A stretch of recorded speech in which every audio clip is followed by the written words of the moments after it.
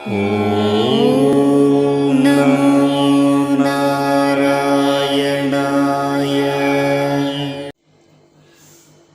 YouTube நேயர்களுக்கு நமஸ்காரம். இன்றைக்கி ஒரு டிஃபன் ஐட்டம்னா இது வந்து உப்மா தான். உப்மாக்கு இவ்வளோ இன்க்ரீடியன்ஸா அப்படின்னு நினைக்க வேண்டாம். இது வந்து கோதுமை உப்மாவில் இந்த ஒயிட் கோதுமை ரவை, தலியான்னு சொல்லுவோம். ஆர்டினரி கோதுமை, சம்பா கோதுமை இல்லை, ஆர்டினரி கோதுமை ரவை. இது வந்து இவ்வளோ தேவையான அளவு இது எடுத்து வச்சுட்டுருக்கேன்.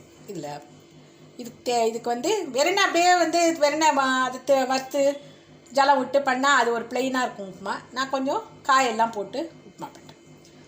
கேரட்டு, பட்டாணி, பச்சை பட்டாணி சீசன் இல்லையா இப்போ, அதனால் பச்சை பட்டாணி, பீன்ஸ், தேங்காய் வேணும் இதுக்கு, தேங்காய் கொஞ்சம், கருவேப்பிலை, இஞ்சி. திரும்ப பாடுறதுக்கு வந்து வத்த மிளகா, 5 வத்த மிளகா, உளுத்தம்பருப்பு, கடலைப்பருப்பு, அவ்வளோதான். திரும்ப பாடுறதுக்கு கடுகு, மிளகு, சீரகம் பொடி, அது கொஞ்சம் மேலாக தூவினா அது ரொம்ப டேஸ்ட்டாக இருக்கும், அதனால் அது எடுத்து வச்சுருக்கேன். மற்றபடி உப்பு, பெருங்காயம். இந்த அளவுக்கு எப்பயுமே கோதுமை ரவை இந்த அளவுக்கு 1 பங்கு அளவுன்னா 2 பங்கு ஜலம். அதுதான் நல்லா உதிரா உப்புமா ரொம்ப நல்லா வரும். இந்த அளவுக்கு இதால் கப்பால் 2 ஜலம் வைக்கணும். அப்படின்னா முதல்ல குக்கர்லேயே பண்ணிடலாம்.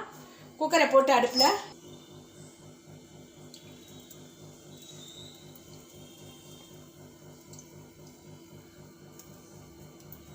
5 ஸ்பூன் எண்ணெய் விட்டுருக்கேன். கடுகு,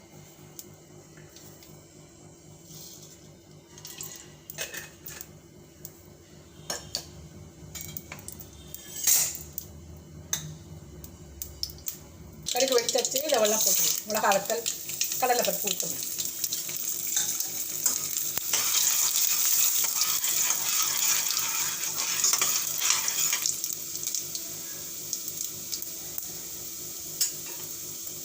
செவந்தட்டு பெருங்காயம்.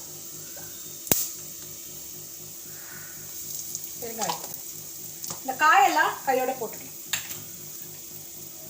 முதல்ல இஞ்சி, கருவேப்பிலை போட்டுருவோம்.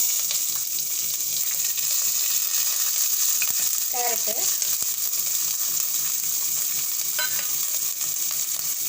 பட்டாணி,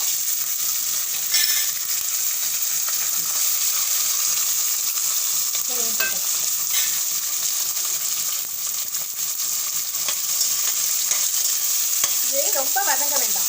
ஏன்னா நம்ம வந்து குக்கரை மூடி தான் பண்ண போகிறோம், அதனால அது ப்ரெஷரில் வெந்துடும். அதனால சும்மா ஒரு வதக்கணும், வாசனை, அந்த பச்சை வாசனை போகிறதுக்கு வதக்கிண்டா போகும். வதக்க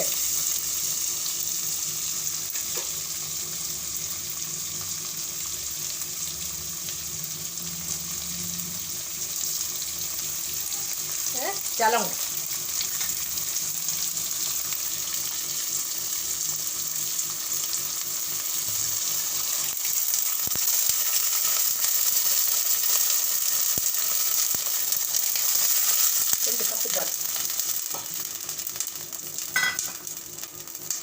ஜலம் விட்டாச்சு. உப்பு போட்டுடலாம். உப்பு ரொம்ப தாங்காது, அதனால உப்பு கம்மியாக தான் போடும்.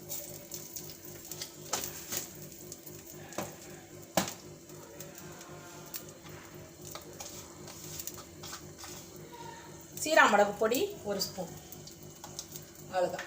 இது நல்லா சேர்ந்து கொதிக்கட்டும். கொதிக்கும்போது இந்த தேங்காயை போட்டு இந்த ரவையும் போட்டு ரெண்டா கலரி ஒரு அரை வெந்த இந்த தண்ணி கொஞ்சம் கெட்டியான உடனே குக்கரை மூடி விசில் போட்டுட்டோம்னா, வெயிட் போட்டுட்டோம்னா 2 விசில் வந்தால் போதும். 2 விசில் வந்து அதை அணைச்சிட்டோம்னா உப்புமா நல்லா உதிராக இருக்கும். அது பார்க்கலாம். தேங்காயை போட்டுடலாம். முதல்ல தேங்காயை போட்டாச்சு. ரவை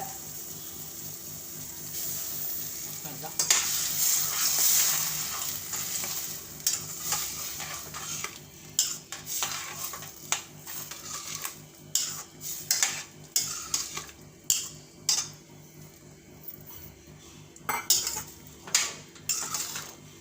கொஞ்சம் கெட்டியாக ஆகணும். கெட்டியானால் தான் அது அப்படியே சவுண்டு விடும். சரியா, கொஞ்சம் கெட்டியாக கொதிக்கட்டும்.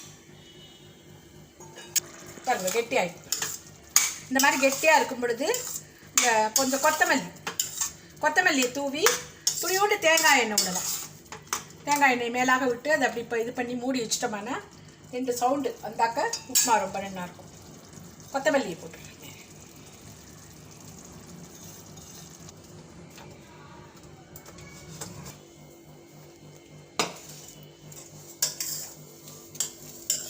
ரெடி ஆகிடுது உப்புமா.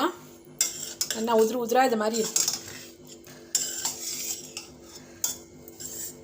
எல்லாம் அந்த வெஜிடபிள்லாம் அதில் சேர்ந்துட்டு ரொம்ப டேஸ்ட்டாக இருக்கும். இதுக்கு தொட்டுக்க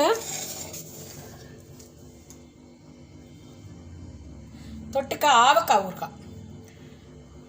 ஆவக்காய் ஊறுகாய் காரமாக இருக்குது அப்படின்னு சாப்பிட முடியாது, வாழ்க்கு சாப்பிட முடியல அப்படின்னா அதுவும் நல்லாயிருக்கும். ஆவக்காய் ஊறுகாய் மாகாளிக்கிழங்கு தான் ரொம்ப தி பெஸ்ட்டு காம்பினேஷன். மாகாளிக்கிழங்கு தான்.